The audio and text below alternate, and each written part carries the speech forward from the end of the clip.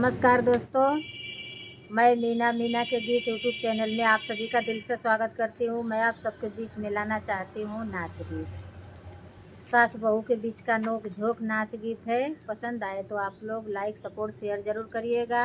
ये नाच गीत जाएगा मीना के गीत यूट्यूब चैनल पे, सुजीता यादव ऑफिशियल के चैनल पे जाएगा। फुलवाच करके ज़रूर सुनिएगा। पसंद आए तो एक लाइक करना और इतना दुलार प्यार देना। चुटकुला नाच गीत।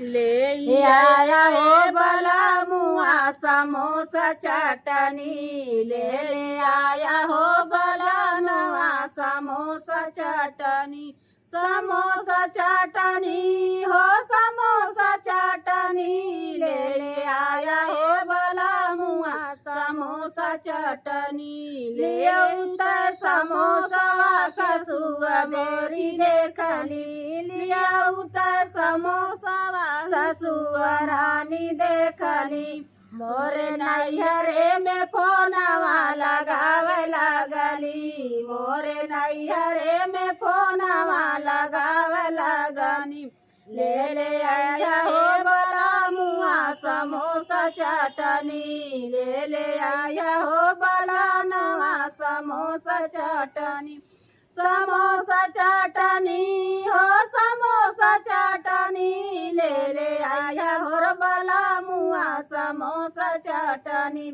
समोसा समोसा जेठानी रानी देखनी, लिया होता समोसा जेठानी रानी देखनी, आंगन में झगड़ा मचावे लगनी, वो तो आंगन में झगड़ा मचावे लगनी, ले आइया हे बला मुआ समोसा चटनी, ले आइया हे बला मुआ समोसा चटनी, समोसा चटनी हो समोसा चटनी, ले आइया हे बला मुआ समोसा चटनी, समोसा वालिया बतना दरानी देखनी, समोसा लिया बतना दरानी देखनी, वो तो आंगन मेरा गरा मचावे लगनी, वो तो आंगन